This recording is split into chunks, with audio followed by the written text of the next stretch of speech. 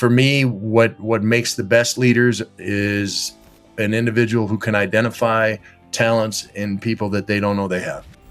I don't think it's possible to consistently be excellent without excellent leadership, not only from a team building standpoint, but really being able to identify what people can do and what they can't do. And you can't do that if you don't know them.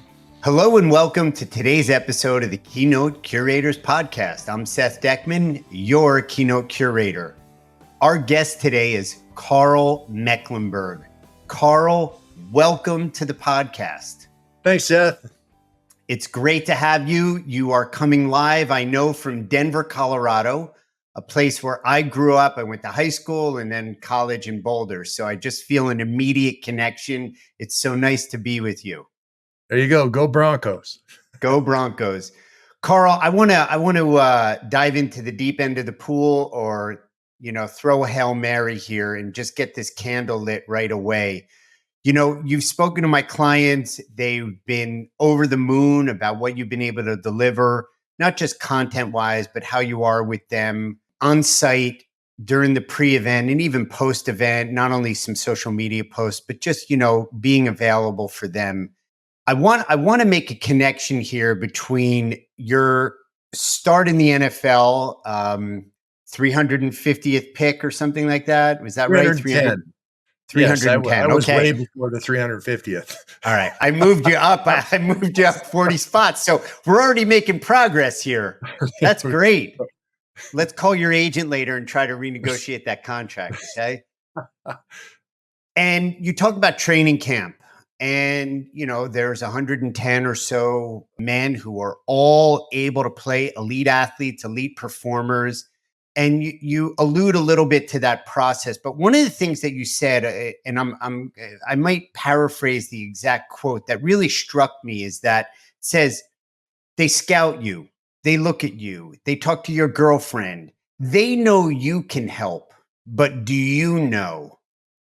And I want to unfurl that a little bit, what you mean by that, and connect it to today's world, people in the workplace, people in a family, in a community, that others see you as what you're capable of. But is there an awareness? Just unfold that for us. Yeah, no question. Best athletes in the world come through training camp every year. 110 guys, everybody has already been vetted. There's no question they belong from a physical standpoint. What separates them is the mental standpoint. What's your desire? What's your passion? What's your mission? I mean, for me, I'm going to be the greatest football player that ever played the game. That's where I'm going. So then I make decisions around that. So often I saw just crazy talented guys, and their desire, their passion, their mission was, I want to get invited to an NFL training camp. And there they are at the training camp, and then they get sent home. And right. And it's just where your vision is pointed, where you've decided is the top for you. And so many people sell themselves short, and it's not necessary. Like you said, I was a 12th round draft pick. They only have 7 rounds now. I was the 310th pick. When I got to training camp, they gave me the same number as a starter. That's never a good sign. I had a hole in one of my socks first week of training camp, Seth, and I went to the equipment manager to get a new pair of socks, and he said, "What's the matter with the other sock?" He only gave me one sock. You know where you stand when you start off that way. The writing was on the wall. It was, but they had to chase me out. I mean, I proved myself over and over and over. And when the coach gets angry because the offense can't run their plays because the scout team is killing them, and then he knows your name, that's when you know you got a chance to make the team. And that's what happened.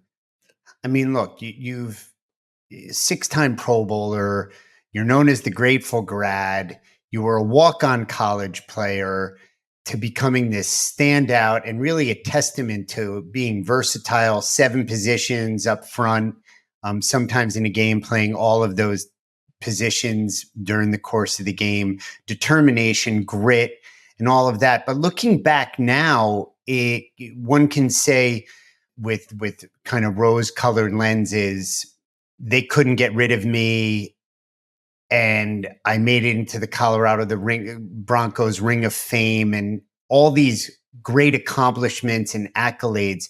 But, there were significant obstacles throughout your NFL career, I'm No question. sure. And it wasn't all, the hole in the sock wasn't the hardest thing that you had to kind of deal with, I'm sure. No, no. Um, Share a story or something significant where there was a challenge and how you overcame it, and what advice you could give to our listeners who are out there. And please subscribe and share with your family and your friends and your neighbor and your football fans, your friends. So where there were some unexpected setbacks or crises that you overcame. Sure. Day one, I came in, first training camp, I tore a ligament in my elbow. I was drafted as a nose guard. They bumped me out to defensive end because you can do that one-armed. Basically, you can't. At nose guard, you got to lock out with both arms. At defensive end, you just got to contain the thing. So this was 3 days before our first preseason game. I was able to play in that first preseason game. I got 2 sacks and forced a fumble, and basically made the team at that point. Was on our pass rushing defense the rest of my career, and it was to me the opportunity to start to move was amazing. Joe Collier just passed away in the last couple of weeks. He was our coordinator, and Joe was an unbelievable leader. For me, what makes the best leaders is an individual who can identify talents in people that they don't know they have. For me, to play linebacker, never done it before in my life. They moved me to linebacker when Randy Gradishar retired, and I dislocated my kneecap, and they moved me back to defensive line. This is the second year. Third year, they finally, I was finally healthy, and it's just, it was a struggle. Of course, it's a struggle. For me, if you're not running into obstacles, you're not pushing hard enough. You should run into obstacles. Then you're on the edge. So for me, having that opportunity to move, and then the trust of the coaches, because I was able to fulfill what they saw as a possibility, was awesome. Right. You mentioned Joe Collier, and growing up, the name just rings through and rings a bell. And I remember him. I was a high school student, and I went to a lot of games. I can remember being in Mile High with scarves and hats and mittens on. What you talk about Joe and leadership, and seeing something in you or others, your teammates, that maybe you didn't quite see. So they put you in linebacker, middle linebacker, and the kind of sensibility that you have, walk on, and, a 310th pick, and you're kind of like, they say, go do this. And correct me if I'm wrong. You're like, great, let's give it a try. But was there doubt? Was there question? Was there concern? But that you inherently knew that Joe trusted you, and academically, conceptually, you were like, if he's putting me there, I didn't see it, but he sees it, and I'm going to do it anyway. Yeah. I think that's accurate. For me, defensive football is not rocket science. We had lots of different assignments, lots of different things, places we had to be at certain times, but it boils down to defeating the guy in front of you, taking the right angle, making the tackle. Whether I was lined up on the nose guard or the defensive end or outside linebacker, inside linebacker, that doesn't change. And I could handle that. I had played defensive tackle in college, who lines up over the guard, and that's what I was doing as a linebacker. I just got to stand up and back up a little bit. So the way I saw the plays was the same. I was excited to have an opportunity, and the fact that coaching staff saw something in me that they didn't see in other people, and that I hadn't seen in myself was amazing. I was very excited. Yeah, you use the word possibility. It is, as a leader, and I've shared with you, a lot of our listeners and subscribers are meeting professionals, and they're leaders. They have teams. You've been to these events, Karl. You speak. Oh yeah, about 40 a year for 20 years. Yeah, so do the numbers. You've spoken at nearly 1,000 events, if not more. And you've seen all size of events and meeting professionals. They're the chief cook and bottle washer, and they've got a lead, and they've got vendors and all sorts of people that they have to direct and develop and be things that they're responsible for, whether it's the registration, the check-in, and we could get the catering, the food and beverage, security, the sound checks, and on and on. And, while they're not engaging in sports competitions, they are dealing metaphorically with an elite performance environment. And you see it firsthand.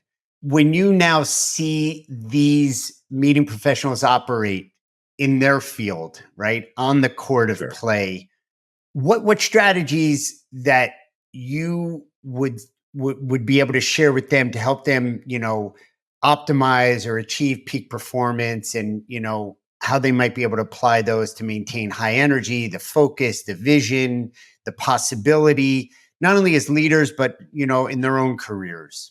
Yeah. Well, for me, my desire, my passion, my mission in life now is not to be the greatest football player. I'm not Tom Brady. I can't still play.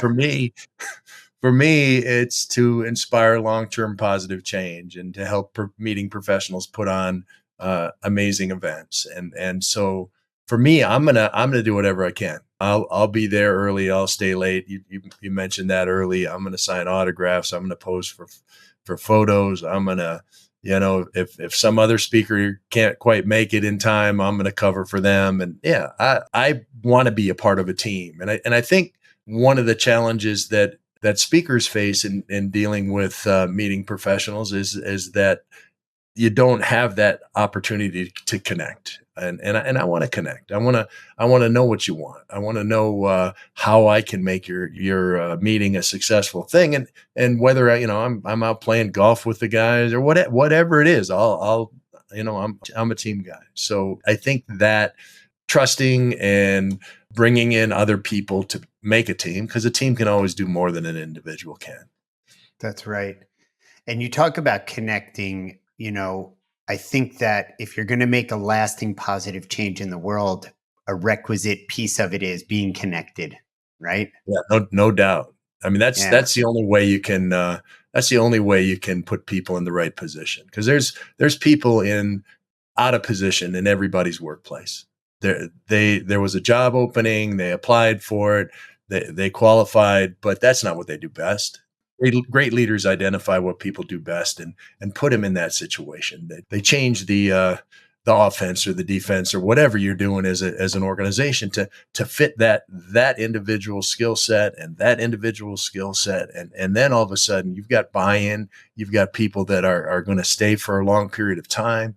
You have the word out on the street that this is a great place to work for. They're going to bring you up from within and give you an opportunity to be successful. And that's right in line with, I've listened to your speeches. That's right in line with the C's of leadership, right? Where I think it's clarity, it's consistency, clarity and consistency. Of connection, of cornerstones, and of commitment. And for us, under Pat Bolin, our owner, it was clarity and consistency of the cornerstones of the organization. We're winning championships and serving Bronco country. The commitment was we're here to win each game. And it didn't matter if we were out of the playoffs or whatever. I was still playing. Elway was still playing. We're trying to win each game. And then that connection piece was huge for him. He was on site. He knew my wife's name and my kids' names and whatever. He was very accessible, and that's something you want as a leader. Just not only from a team building standpoint, but really being able to identify what people can do and what they can't do, and you can't do that if you don't know them. Yeah, it's so cliche, Karl, but it's like where the leader goes is where the team goes. I'm gonna leave you as the expert in the NFL here among the two of us, but I grew up in New Jersey. I delivered the Newark Star Ledger the day that there was the Pisarcik fumble. Do you remember that? Yeah, that was a while back. And here's the impact on me, because Karl, it's all about me. No, I'm just kidding. But here's the impact. I had 72 houses that I delivered papers on my paper route. And it was a hard neighborhood because most were New York Times people, okay? And I had the Newark Star Ledger. And the Giants were so up in arms. That's why they kneel now. That's why they do the kneeling, because of that fumble. right, Right. in the backfield.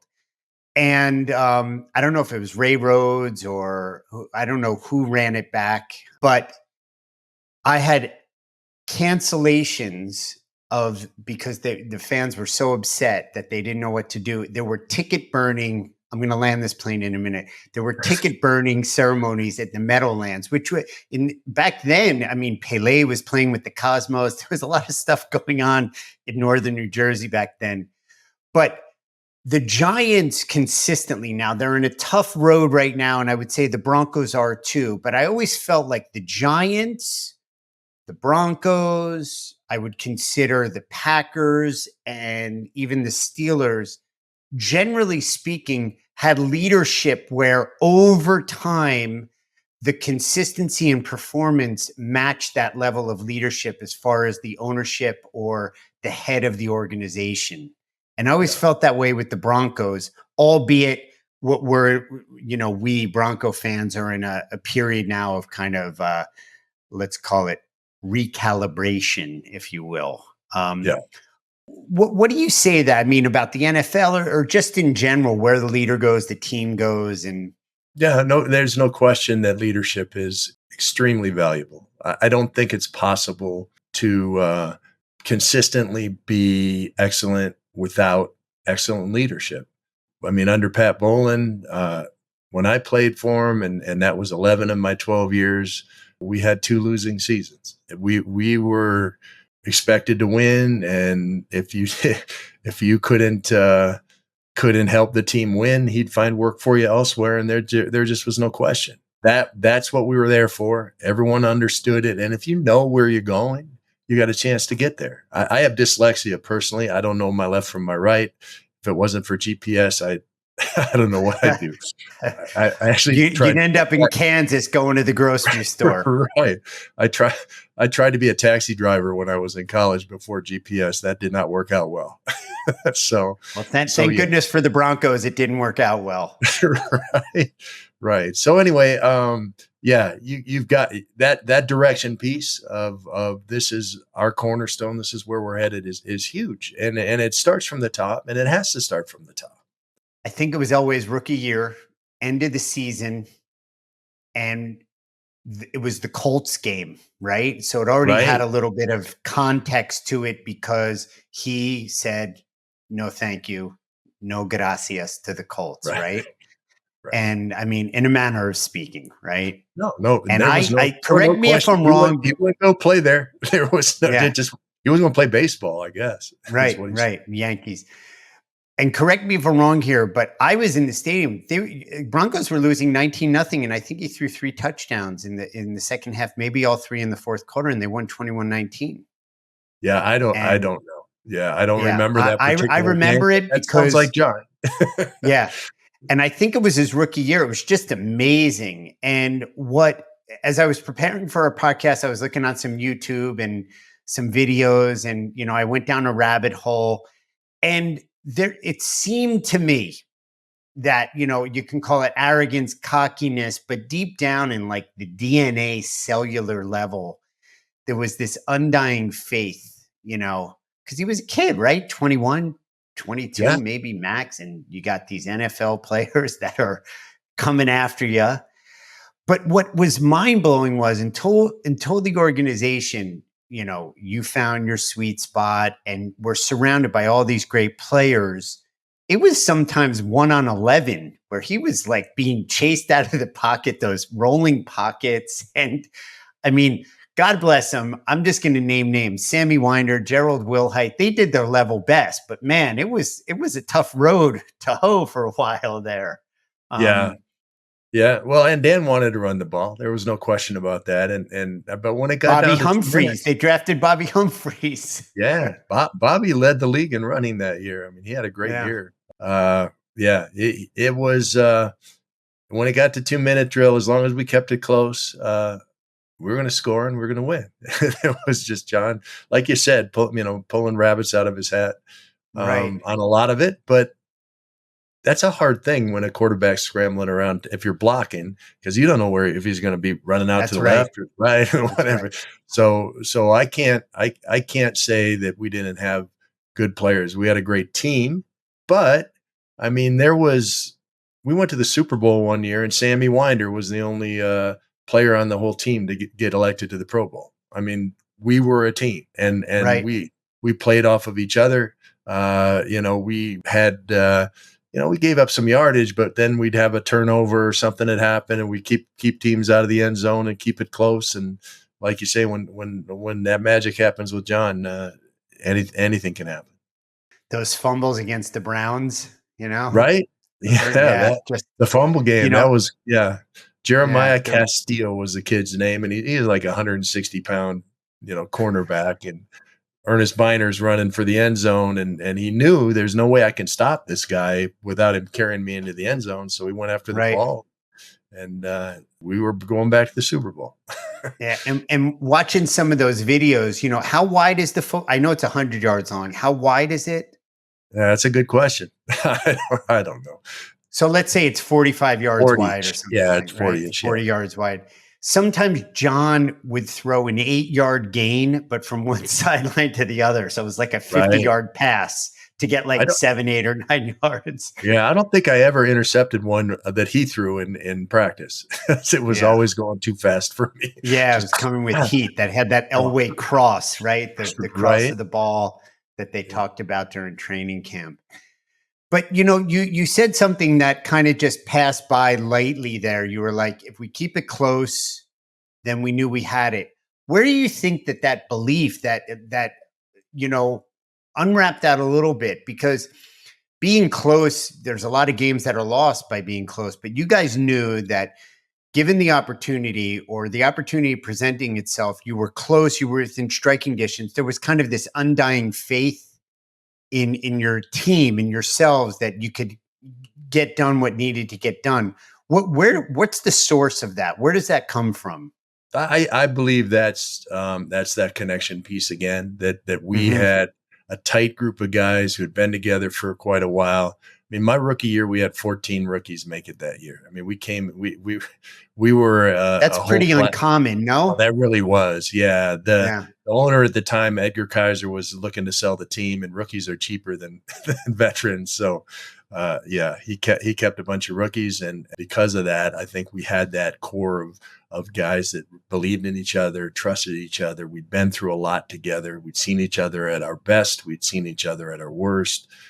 And because of that, we understood what we were capable of and took advantage of it. I mean, we were able to take chances defensively that other teams couldn't, just because we had John Elway and that crew on offense that was going to make something happen at the end of the game. So even if you give up a touchdown early or something happens, hang in there and keep struggling because there's a chance to win at the end. And that was, people like, the drive game, and everybody talks about the drive game. That was the AFC Championship, our first one in Cleveland, and they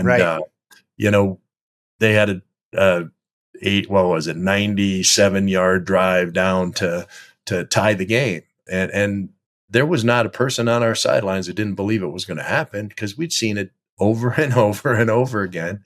Give that offense enough time, and they were able to score. And it's preparation, right? And it's repetition, and it's that constantly being in battle tested together. That was just such a special time in Bronco history. I want to shift gears a little bit. We could talk football and sports all day, but since you've been speaking, you also do a lot of work with. Just talk about your work outside of speaking and outside of the NFL. I know there's community work that's important to you. I read a lot of your LinkedIn posts, whether it's coming off of a speaking engagement or some editorial comment about the Broncos and some moves end of the season. The contextualization, or the way that you frame it, is always very positive. And you have this knack of distinguishing or distilling one or two things that I didn't see for myself, that when I read them were obvious, but I'm not magna cum laude, Karl. They weren't obvious to me at the moment until I read your writing. And I know you do that with your work in the community as well. There was a lot of kind of comments and questions there. Just pull it all together for me. Yeah. Yeah. As far as work in the community, I try to get involved when I can. The Broncos alumni does a lot of good work in the community. We had just had our golf tournament a couple weeks ago, and it was big fun. Saw the guys, but How'd in you addition play? to that, yeah, yeah, and we raised a bunch of money for some charities here in town, and that's such a blessing when you have name recognition. You can leverage that in a positive way. And that for me is when I try to look at why God put me in the position he put me, it's so I can do that. I'm actually speaking at our church this week. This will be broadcast later, but it's Eastern Hills Sure. Community Church. I'm speaking on Father's Day. You can go online and look it up if you want to, but Oh, I'll be the preacher. So I do all that's kinds a of different things like that. I ended up doing a number of presentations for the National Electrical Contractors Association. And when they had me speak at the regional events, they had me go on to one of the VOTEX schools in the area and speak to the kids. So that's a fun way I can give back too. So I enjoyed the opportunity.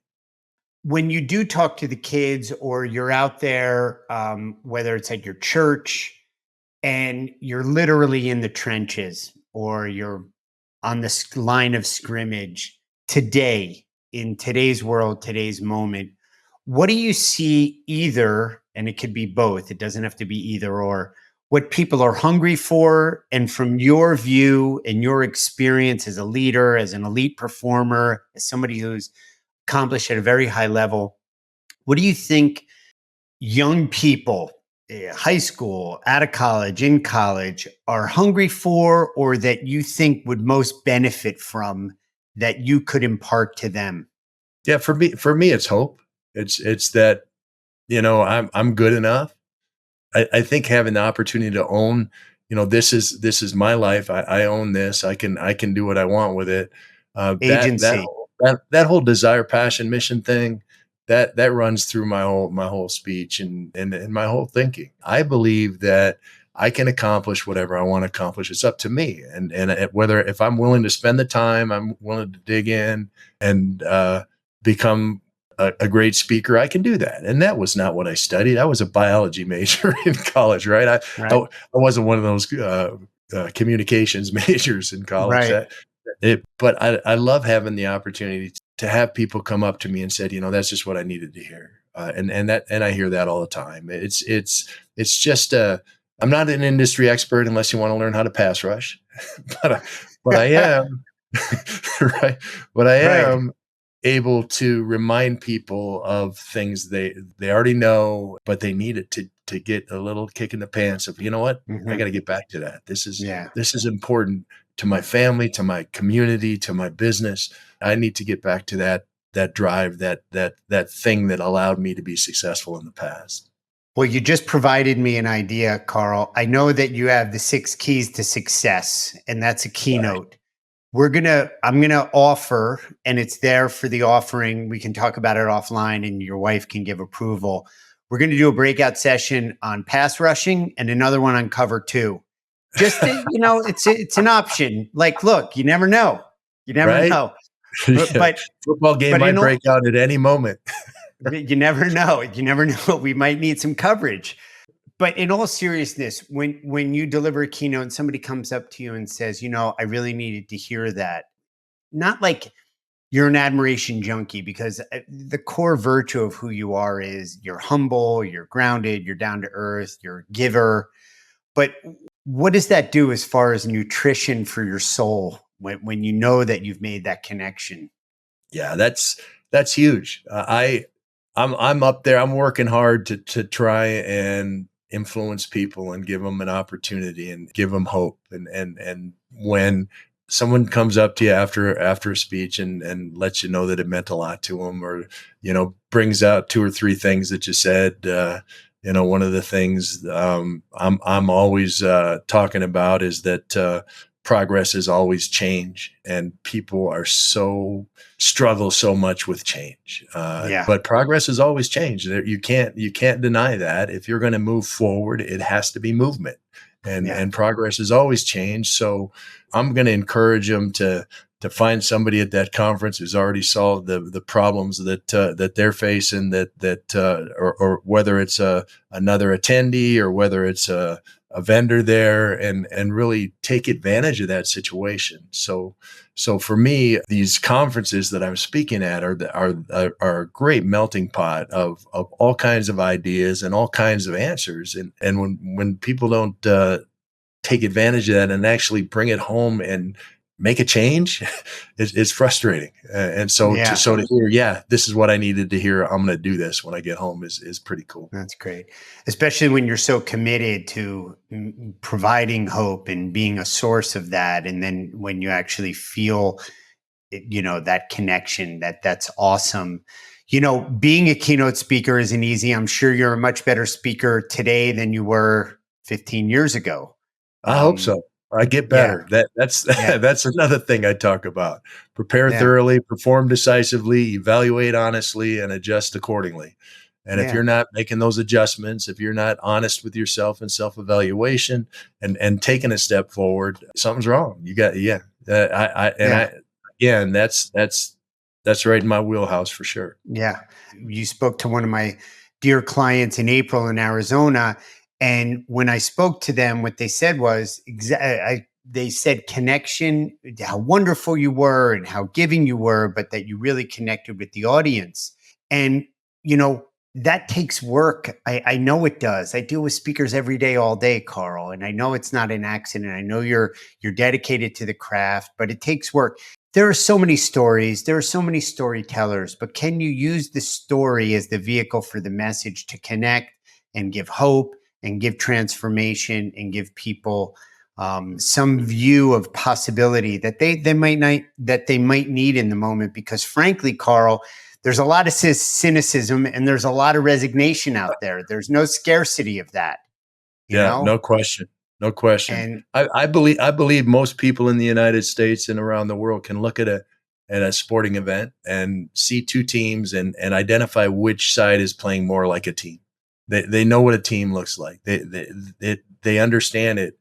My job, the way I see it, is to remind them that their family is a team, their community is a team, and their business is a team, and it functions in the same way as those guys they see on TV playing sports. So that piece of it will never change. That's part of who I am, and I understand what it means to be a team and the value of that. Like I said, we were not, we had one guy who actually, he was a backup in the Pro Bowl, one guy, and that team went to the Super Bowl. That doesn't happen by accident. That's just a bunch of people working together, and you can do that as an individual anywhere you're at. Yeah. That's just awesome. You remind me of family and team. We went to the beach yesterday, and 3 daughters, and we're packing up the car and everything that goes along with it. And I just naturally said, "All right, team, let's go." And the twins are younger, and one of them said, "Poppy, we're a family. We're not a team." I said, "But we are a team. Get in the car." But